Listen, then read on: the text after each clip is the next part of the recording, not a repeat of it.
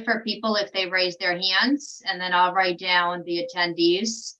Yeah. And then just let me know when you're ready for the poll to go out. I'll push launch for that, and then tell me if you need me to do anything else. So. All right, so we have 3 people, Bob, Deb Bowman, and Kim Hamilton that are in attendance right now.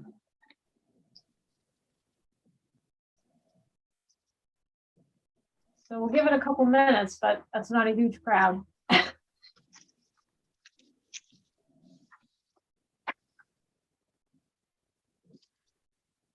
And Deb was at the meeting on Sunday, but had to leave before we got to the discussion point. So Okay. it would be good to even go through it for her.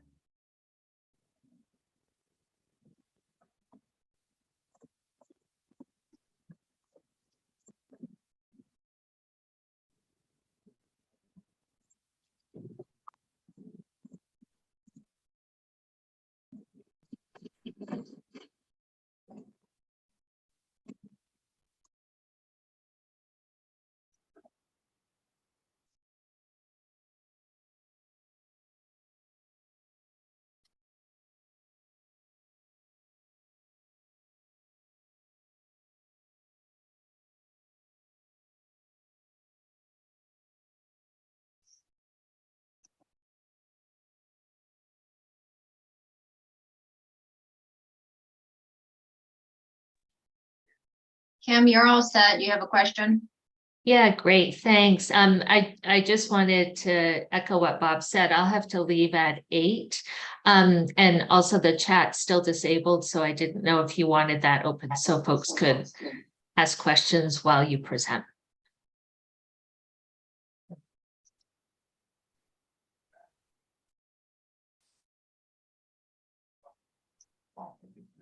And Vika, do you know why the chat is disabled? I just changed it so people can chat, so it should be all set now. Okay. Oh, great.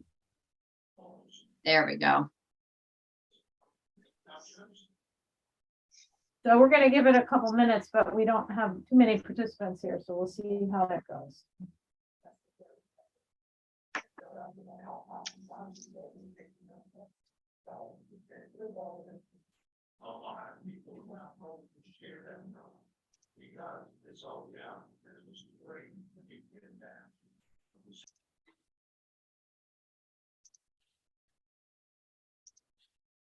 Yeah, another attendee.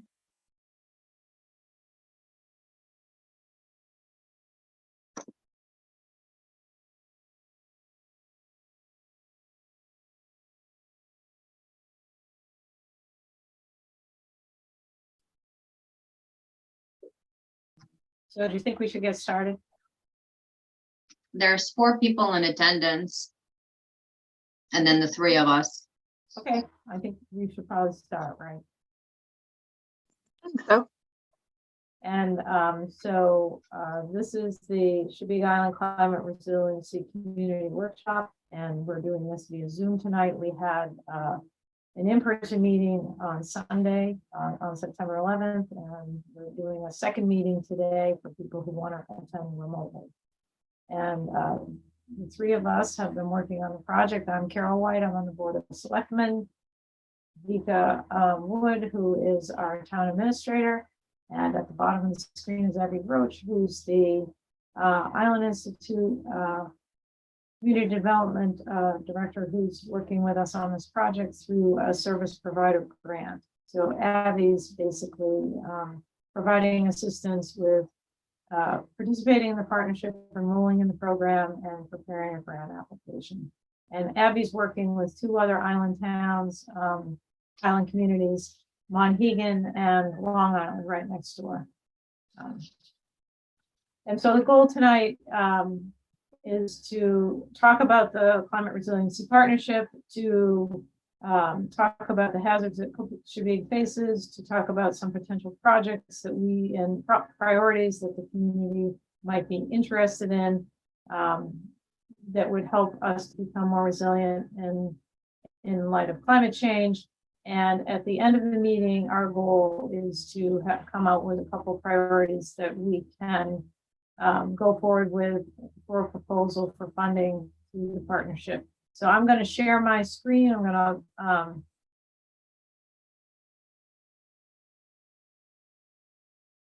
let's see. Going to zoom this back up.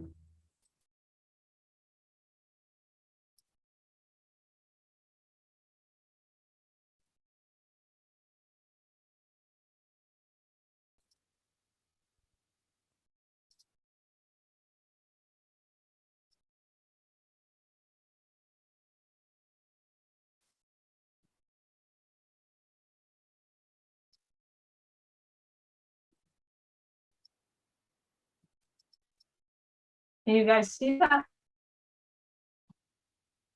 Yep, I can see it. Not sure why it's not showing up as a regular slideshow, but you seeing it as a slideshow or are the slides on the side? The slides are on the side on my screen.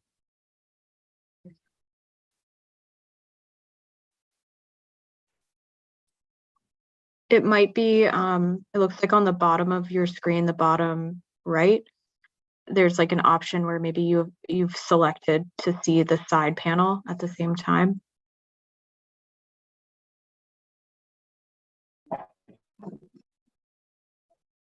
Right here?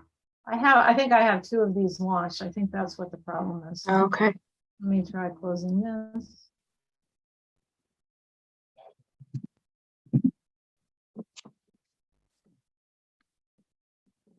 All right, guys. Just take a second.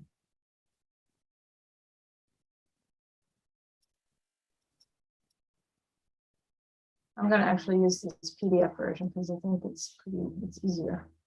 So, yeah. Let's try.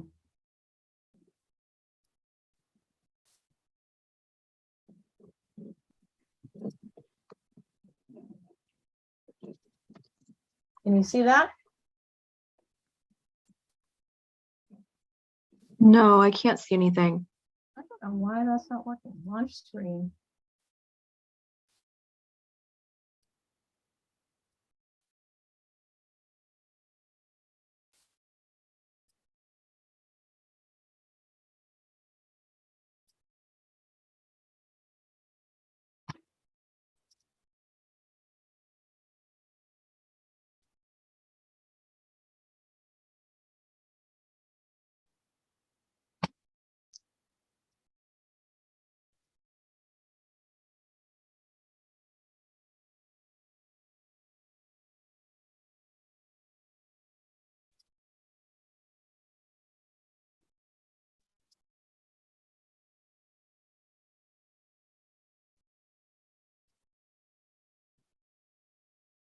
I'm going to try sharing my screen again.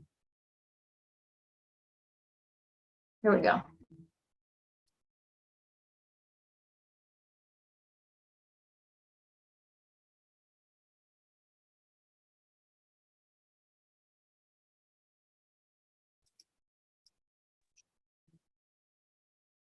Carol, it looks like we may have lost Abby for a minute. You see that slide now on the screen? Yeah, you could see it. It's still broken down as a slide and then what the next slide will be and what the notes are, but you could still see it if you wanna. It's weird. It looks like the full slideshow on my screen. I don't understand what. Yeah, it's all right. You see enough of it if you wanna. All right. And I think we I'll better. keep an eye out if Abby logs in over here. So, can you see this? Can you see that? Yes.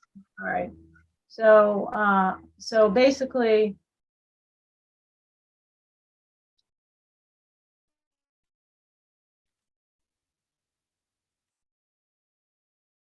Is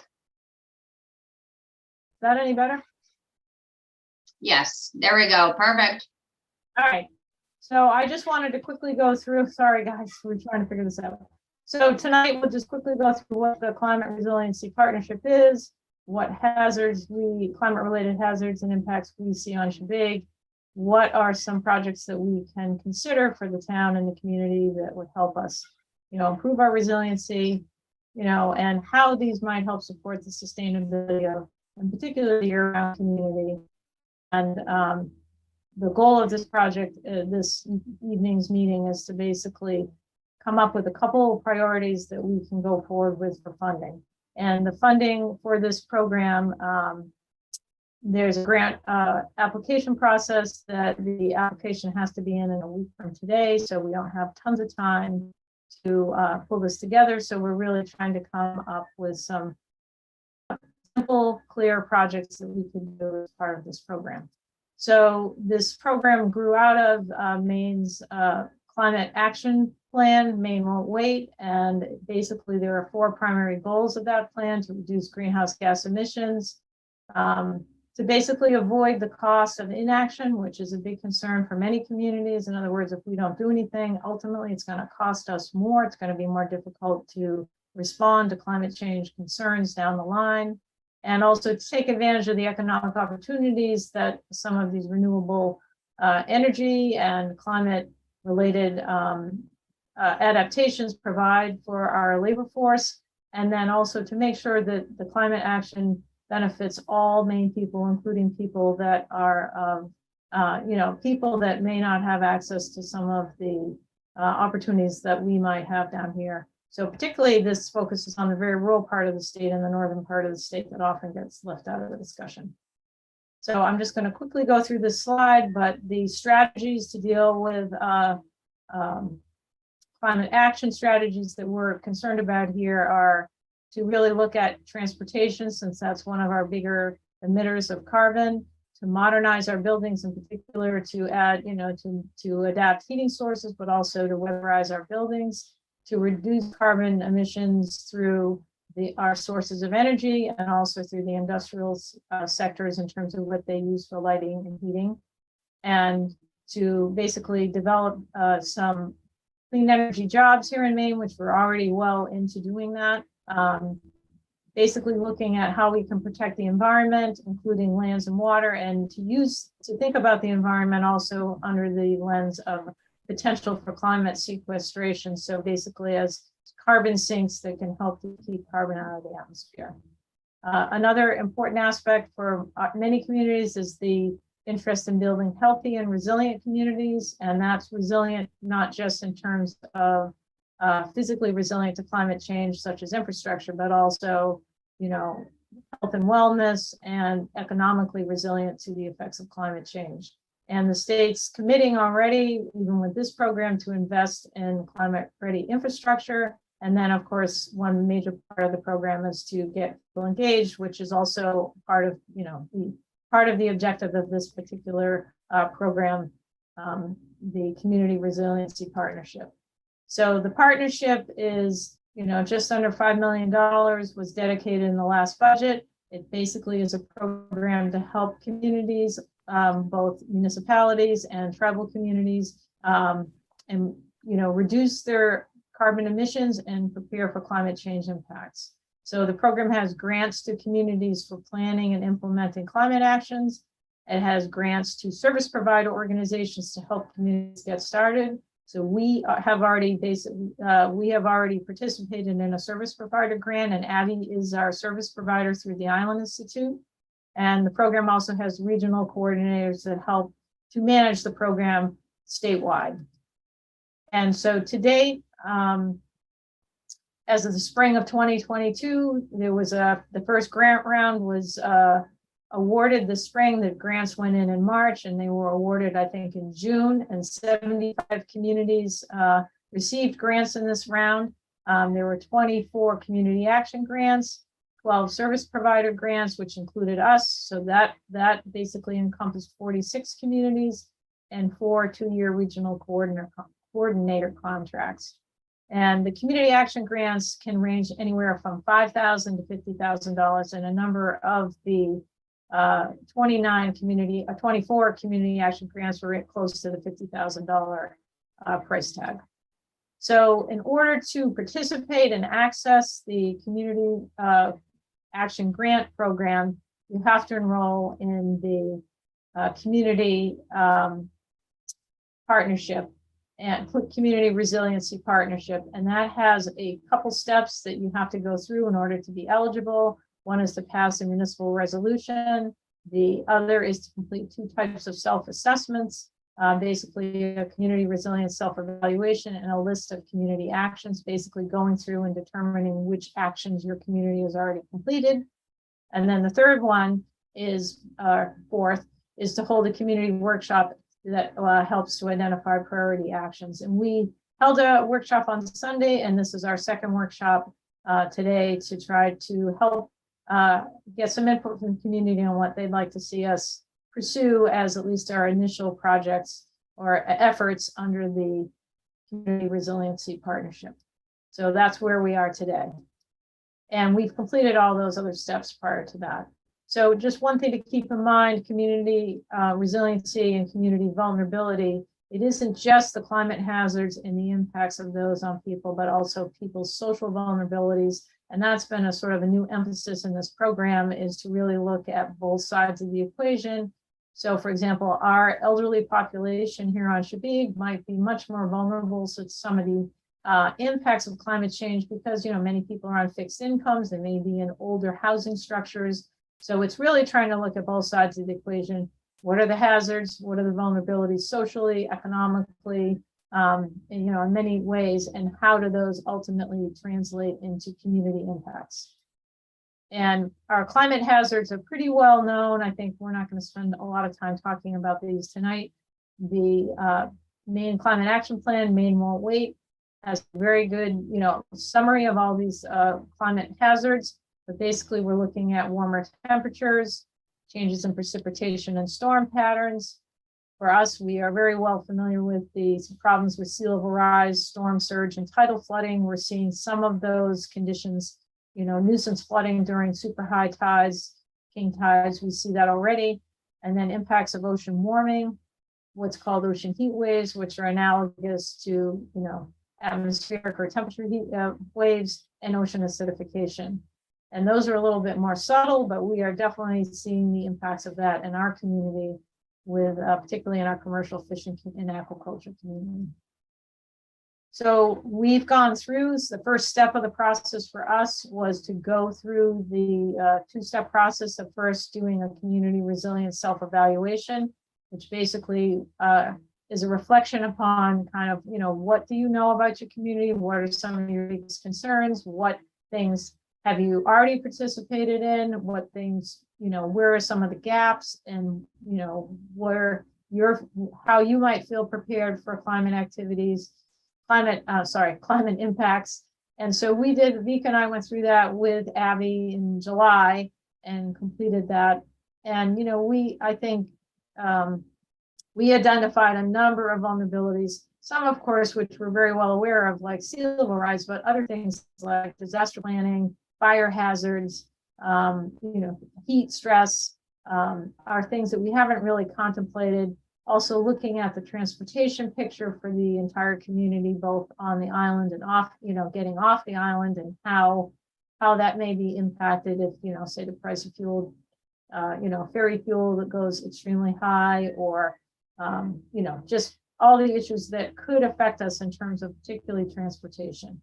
Then the second step was really to go through the Climate Resiliency Partnership list of community actions. And this is a very extensive list of over 50 different categorized actions that you can take.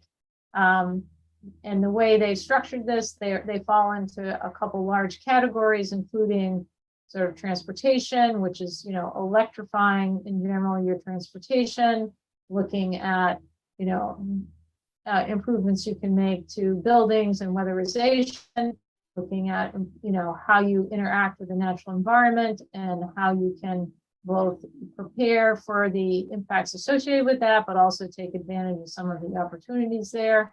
And so there are multiple categories that we went through and applied, you know, this list of community actions. The thing to keep in mind is, as far as the grant program goes, you can receive funding without any kind of local match for any of the actions that are on the list of community actions. It doesn't mean a community can't apply for something outside of that group, but you do then have to have a local match.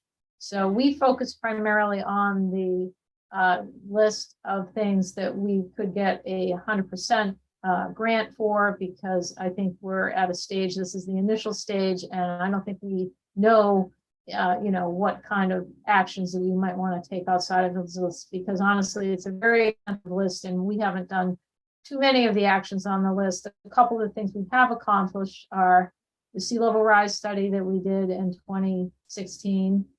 We've got a broadband program that's up and, well, about to get up and running. It's been funded. And that's, actually has very significant climate impacts. And we've also have a municipal solar array. So those are the three, primary projects that we've done that relate to looking at climate resilience. And then we've taken that sea level rise vulnerability assessment and certainly applied it to a couple other specific projects, infrastructure style projects, and also at the Hook, to really try to help guide us in our future planning process. But in terms of climate hazards, how do those translate into impacts here on Cheviot? And so one kind of underappreciated impact might be health-related impacts, which include things like vector-borne tick diseases, which we're pretty familiar with out here on Cheviot, but they may become a growing concern. They certainly have expanded geographically in the state of Maine, and now we have multiple species of ticks and different types of pathogens associated with those species. So it's a growing concern here in Maine in general, but specifically in the coastal communities. And the other thing, which we really hadn't considered, generally till maybe before this summer, and certainly not as severe as other parts of the United States, but it's just actual issues with heat stress and whether people have the, household capability for cooling, and whether, there needs to be cooling centers and communities to help protect particularly the vulnerable elderly population. So this is something we really haven't looked at on Cheviot. I have no idea who has cooling capabilities and who doesn't, and who might be affected by a severe heat wave. Another thing that we focused on as based on sort of our concern, because Cheviot is a sole source aquifer, is how our water quality and water quantity might be impacted by climate change. And one area that we already are seeing impacts are issues with saltwater intrusion along some of the coastal areas. The map on the right, which shows these large dots in green, are areas where we've experienced saltwater intrusion as of 2005. And we're hearing reports that some of these problems are becoming more severe, particularly this summer during a period of drought. So that's an area that Cheviot is particularly vulnerable for, because we rely 100% on our groundwater for our home, our water supply, and we don't have a pipeline to Portland, the Portland Water District or anything. The other thing is sort of shifting ecosystems as ocean temperature changes and the conditions in the ocean circulation change. That changes the species distribution, changes ecosystem conditions. And, we have a significant portion of our island population dependent on the natural resource sector, particularly the fishing community. And these impacts have already been seen and will continue to be seen as we go forward. So I think, we identify as a fishing community, and we also have a new and expanding aquaculture community. And I think understanding how these long-term and shifts in ecosystem impacts might affect us as a community and even our economic base is important to consider. And then, of course, we're all well acquainted with issues with flooding at Stone Pier that we experience, during periods of storm events, but also erosion problems on some of our beaches, which will continue to become more severe under this climate change scenario with rising sea levels and more severe storms. So those are some of the basic things that we see as impacts on Cheviot. So we took this list of over 50 different action items that that the state prepared, just like a number of other communities here in Maine. It's the same thing that Long Island has done, the same thing that the town of Freeport has done. And that's what's kind of interesting, is this is a universal system that most communities are following. So we're all doing the same thing. communities are coming up with different sets of priorities based on their particular circumstances, their resources, and even their geographic and environmental situations. So we went through the list for Shebig and came up with a sort of sub list of what we think are reasonable priorities that we might pursue sort of at the outset. And so this is the list that was derived from the list of over 50 action items, some of which we're not even in a position to move forward on because we don't have the necessary background information to, complete those steps. And for example, some of them are not appropriate for a very small community like ourselves. We don't have a wastewater treatment plant. That's not something we would be dealing with. So there's a number of things on the list that aren't applicable to a community of our size. So this list is really what we came up with as potential, priorities for action items that we could include in an application to the Climate Resiliency Partnership. The first one, which is very sort of straightforward, is basically lighting and energy improvements. They're restricted to municipal facilities. We have a number of public facilities, but only a small percentage of those are actually municipal in nature. But we could do things like streetlights, LED lighting, heat pumps, and include those, as a, cost and installation cost for a proposal to the partnership grant program. The other thing that a number of communities already done, and we have not yet done, is to determine the baseline greenhouse gas emissions for both the municipal sector exclusively, for the operations, including public works, waste disposal, transportation, and the building related emissions, but also as a pretty high altitude look at the community as a whole. And at Sunday's meeting, we got into discussion. We're really quite different than other communities where we drive very short distances here on Shebig, but we may have higher emissions because of the type of vehicles we drive. But I really don't have a good sense. It's not intuitive to me kind of what our overall footprint is in terms of greenhouse gas emissions and which sectors are the biggest contributors. For Shebig, it could even be sort of, using fuel oil as our primary heat source. So it would be interesting to do that exercise because part of the objective there is to figure out, where can you get the biggest bang for the buck in terms of lowering your emissions. And so that's really why communities do it. It's usually pretty generalized, but it's still worth looking at. And in Maine, the transportation sector is really one of our biggest greenhouse gas emitters. So that's why there's been such an emphasis on electrifying the transportation and, providing charging stations to communities and that sort of initiative. Another opportunity, there is a planning process called a climate vulnerability assessment. We did sort of a portion of a climate vulnerability assessment by doing specifically a sea level rise vulnerability study for Shebig in 2016.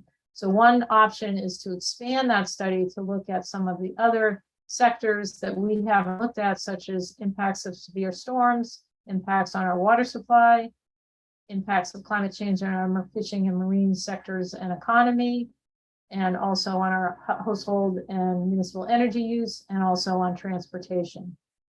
So that is really basically to take our fairly focused study on sea level rise and expand it to a more comprehensive study of our vulnerability to climate change, both from an impact side, but also from a vulnerability side. And our population being, particularly on the older side, may be more vulnerable than, typical mainland populations. One other alternative due to the interest in, land preservation here on the island is to develop a land conservation plan for Shebig, which would also look at some of the potential benefits of conserving areas for, carbon sequestration, such as salt marshes and, forest areas that could help to sequester carbon in addition to provide open space and habitat. One of the other areas, the fifth, number 5, there is protection of Shebig sole source aquifer, which we all rely on for our water supply. We've done a number of studies over the past 30 years, and the last one was done in 2005. really prior to us having a good understanding of the potential climate impacts, particularly on sea level rise, on saltwater intrusion. So, and also the effect of changes in precipitation, and as we are experiencing this summer, drought conditions. So that study could be updated, and we could collect some new information in terms of water quality to really try to get a handle on, you know, what our conditions are today that could be used for future planning, which might actually, and, you know, might actually take into account, you know, how much development we can really sustain under a future climate scenario. And then the last one is community education and outreach on climate resiliency and resiliency topics. So those were kind of the 6 categories that we came up with.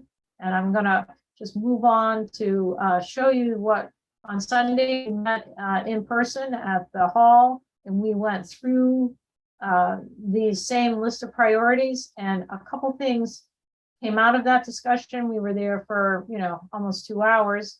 And the first thing that I thought we should point out is that sort of what came out of the discussion was sort of a general principle that we should include something in, if we're going to apply for one of these grants, we should do something that could benefit the Shabig community now, something that would benefit the Shabig community as a whole, not just a subset of, you know, of the community.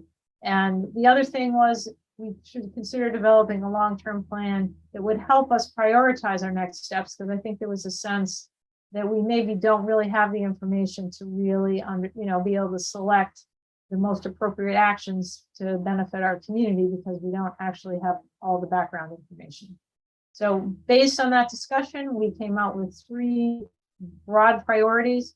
One was water quality and water supply protection. And one of the benefits was that there was a lot, I'd say that was the primary interest in the group, but also, as a couple of people pointed out, it benefits the entire community. Everybody's dependent on groundwater as a water supply, so there's sort of a universal benefit if we pursue that as a potential action item. The other thing is a more comprehensive climate vulnerability assessment that would build on the existing sea level rise work. And that would also, I think we talked quite a bit, kind of evolved into a discussion about transportation in terms of sort of thinking ahead to how our transportation might change as we plan for things like parking on the Stone Pier, as we consider things like, you know, would we electrify vehicles on the island? Would we have electric buses? You know, would we think about an electric ferry? You know, just trying to think ahead. If we're building, you know, infrastructure for up to 50 or 70 years, we really should be thinking ahead, because if Maine is successful, a large portion of the transportation fleet in the state of Maine should be electrified by, I think it's 2050. So, you know, we may not be driving these old junkers, 25 years from now. So that's kind of where the group landed on Sunday. That doesn't mean that's where we would land tonight, but I just wanted to provide people with that information.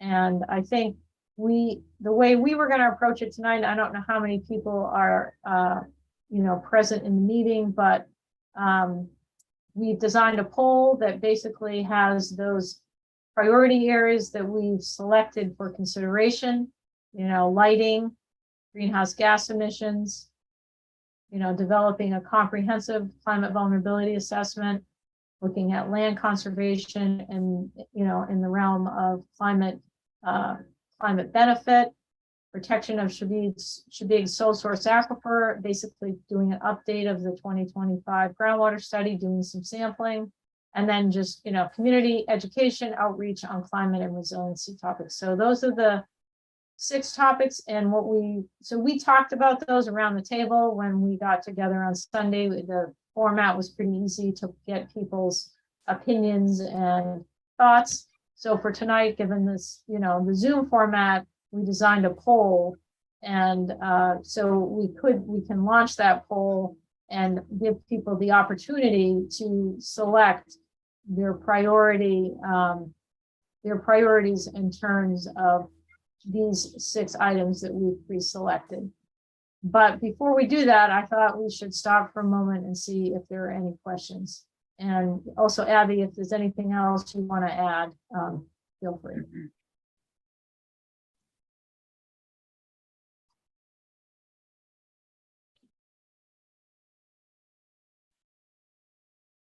And I guess Vika, if people have questions, they can raise their hand or put it in the chat. I launched the poll and, we have 8 attendees. So there's 11 of us in total here. And it looks like, people are slowly answering the questions. And there's no questions coming out of chat or raised hands going on. Okay, so if you have a question, the best thing would be to put it in the chat, or you can just, there's a little feature at the bottom of your screen where you can raise your hand, and I think we can hopefully see Yeah. that. But if you want to go ahead and respond to the poll, that's fine. And so we would expect, how many responses outside of ourselves to that poll? There would be 8 in total, and they are, whether it makes a difference or not to people, they are anonymous. So your answers aren't gonna come up, you know, right on the screen for me. So it's just giving me the total. And while you're doing that, I thought I should mention sort of how this program evolved, you know, kind of developed in the community, and sort of in the end, who would be sort of, you know, making decisions and putting this information together for an application to the state. And so Vika and I, you know, even prior to becoming selectman, Vika and I were on a committee and empowered sort of by the selectmen to pursue this opportunity. And we've been working on it with Abby since last fall. And Abby was officially, you know, designated as a service provider this spring. And so it would really be the 3 of us working together, picking the based on the community input, picking what we think are the most practical things to pursue initially. There are 3 more grant rounds that are available, or 2 more.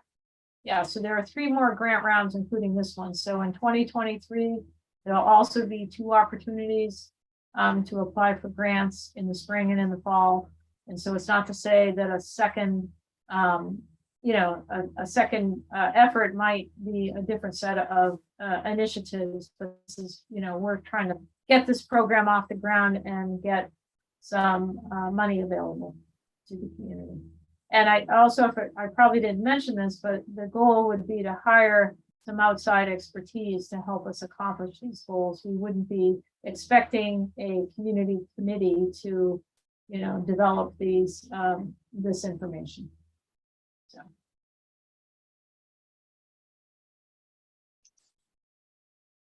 So we had one question that was raised by somebody asking how many pages. It was just that one page, and it had the 6 topics that were covered. And so we do have all 8 people answered. So I'm going to go ahead and share the results. So I'm assuming it'll pop up right on the screen.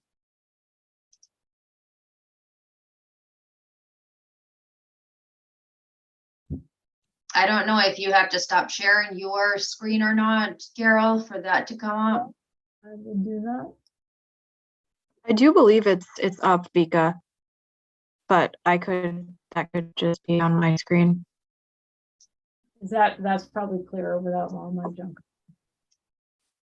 So do the attendees, so I hit share results, and it says that it's sharing. Can the attendees see it? Okay, Kim says that we can see it, so.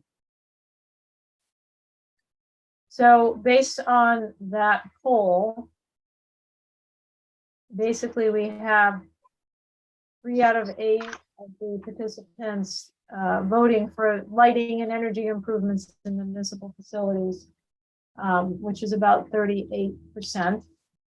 And that's the first one on the list. The second one, which is determined baseline greenhouse gas emissions for municipal operations in the community as a whole, was 2 out of 8, which is 25%. So that's, you know, less than 50% of the people thought that was important. The third one, which is expand the 2016 sea level rise study to sort of be more comprehensive. That was 5 out of the 8, so that's a majority, 63%. And the fourth one was to develop a land conservation plan for Sheboygan Island, which includes climate and habitat goals. That also was 5 out of 8, so that had, you know, majority support. And then the very last one, similar to what we found on Sunday, was protection of Chebea's sole source aquifer, had the most support, and here it was 6 out of 8, which is 75%. So what's slightly different than, but not surprising to me at all, is what's slightly different than Sunday's group is that the land conservation topic also received pretty good support in this group.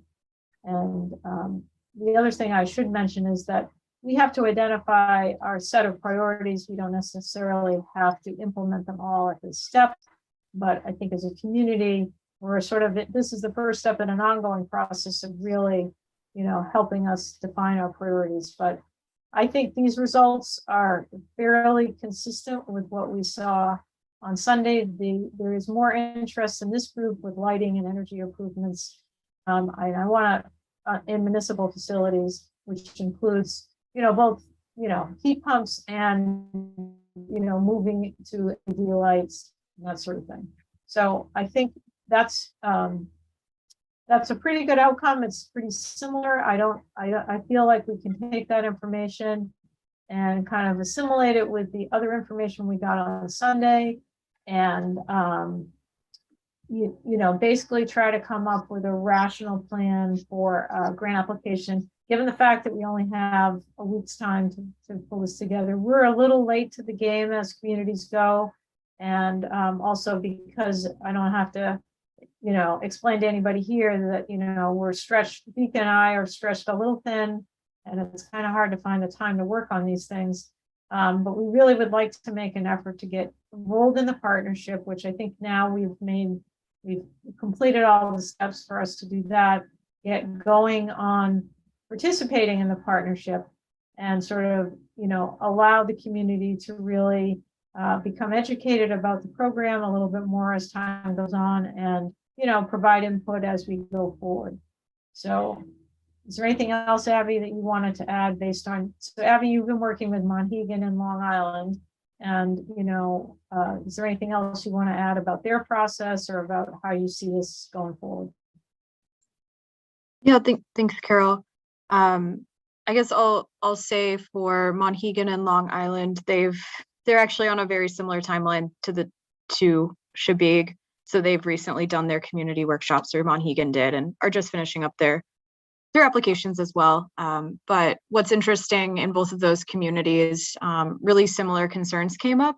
So that's just maybe of note on both on Long Island and on Monhegan. They're both interested in water considerations as well. So if you're thinking more on a regional scale, especially thinking about in Casco Bay, staying in touch with Long Island as they continue to consider their aquifer and those considerations.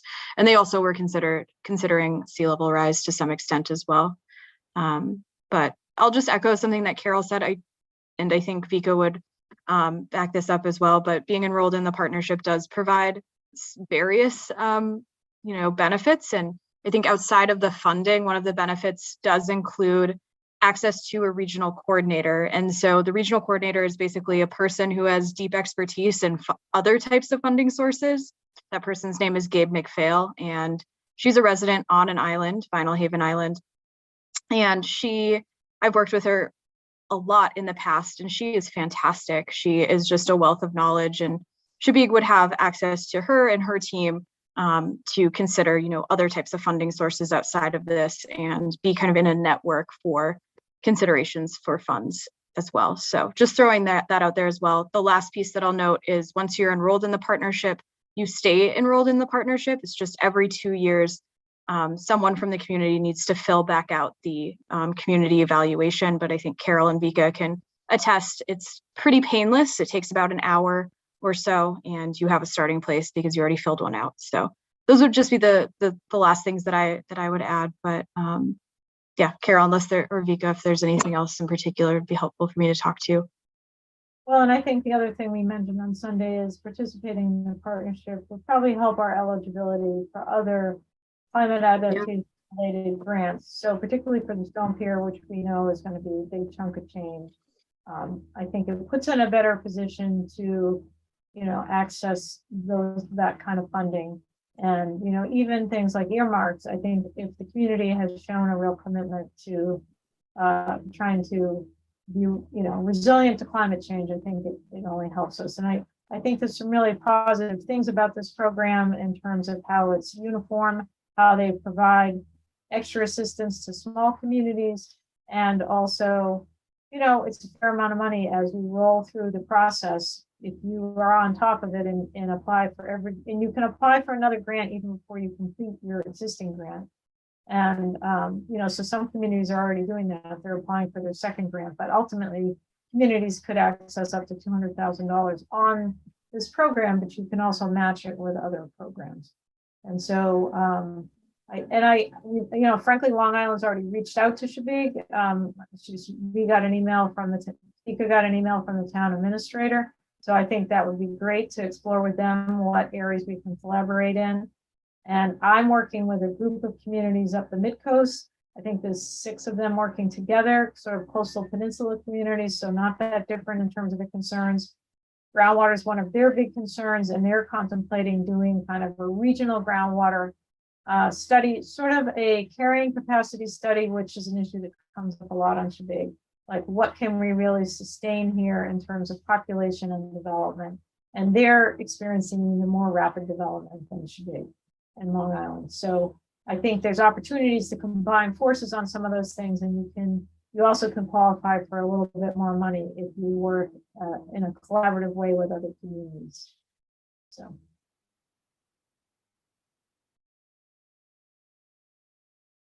So that's record time, 45 minutes. So I guess I want to see if there's any final questions. I think it's a testament to Shabig that we had more in person than on Zoom. That says something for Shabig. Nothing, no criticism of our Zoom participants, but a lot of the communities did primarily Zoom, and I think it's, you know, it can be hard to interact. It took us a while to figure out how to even for us to figure out how to do this poll. So I appreciate you hanging in there, but I don't know. Oh, and Abby, did you want to say something about the climate meeting? Sure, I can do that really quickly. So on Friday, September 16th, so this Friday in Portland at the Holiday Inn by the Bay, we are having a climate symposium hosted by the Island Institute. And if anybody is interested in joining, please reach out to me. I'll put my email address in the chat, or you can reach out to Carol and she can help get you in contact. But the symposium provides an opportunity for, it's a little bit different type of experience where you can talk with people at roundtables about some different approaches to climate and energy, both private businesses, but also communities and their different approaches.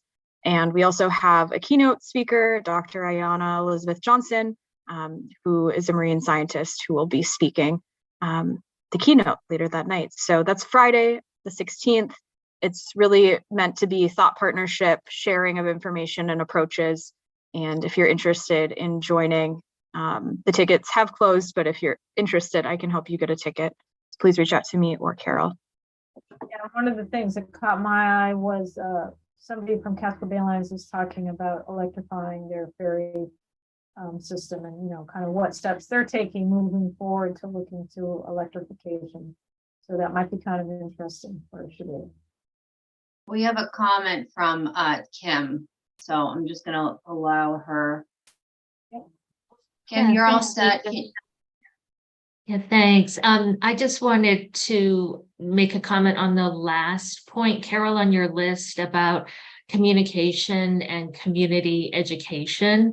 And I don't know where this fits in, you know, to the overall approach, but it seems important that we find a way to make sure people understand kind of what's going on and have a chance to see the results and things like that. Maybe it's through the town, but there's probably a more robust effort that we could put in place to help folks understand, you know, all the many dimensions of this. Agreed. Thank you.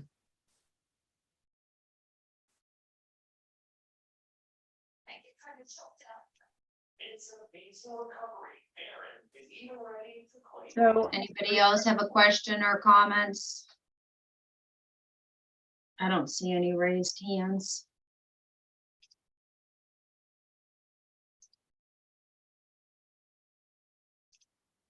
And so we did record this and it's on YouTube.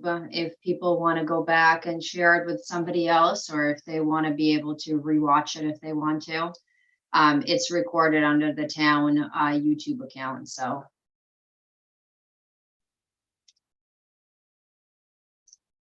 okay, I think, unless somebody has something else, it's kind of nice to end. Somebody had to leave at 8 o'clock, so I think we can end this meeting. I think, I hope, if people have questions going forward, they can connect with Vika or myself. And as Kim suggested, I do think, you know, we didn't really identify education specifically as our top priority, but obviously if we're going to participate in this, we need to find a good way to communicate the information to the community. And that's a challenge given all the other balls people are trying to keep in the air. And maybe that's where Abby can come in and sort of give us some advice on how to do that. And I think in her role, Abby, you can help provide some of that communication work so that we can, you know, keep the community informed. And my guess is that the community interest will grow as we participate in the program. Yeah, Chip absolutely. said that. Chip said that he's happy to share it on ShebWeb, so. Yep.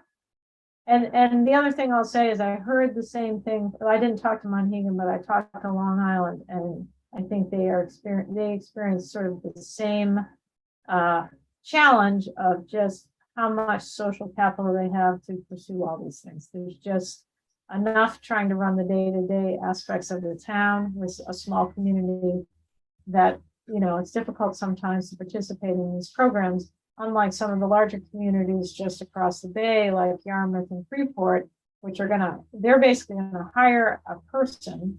They have town planners, they have town engineers, they have multiple staff members that have been working on this. And then they've decided they're gonna hire and share a staff person who's gonna be a sustainability specialist in the town of Freeport and Yarmouth. And so we've also talked about the possibility of hiring an AmeriCorps fellow or an Island Institute fellow that maybe could help us with this and potentially some other, you know, municipal related initiatives on the island. So I think it's a reality that communities our size, it's tough. And also I should mention before we sign off that Kim Hamilton has been very helpful. And she attended the Sunday meeting and helped us run that meeting. And we really appreciate her feedback and assistance. So if anybody has any questions going forward, I think probably the best thing is to send them through Vika. She might just send them right on to me to deal with. But I think the best thing at the moment is to channel them through Vika. So, okay. I think it might be Sounds good. Yeah. All right. On that note, I think we're good, right? I think so. All right. Thank you. You guys all have a great night. Thank Yeah, you. thank you, Carol. Thanks, Vika.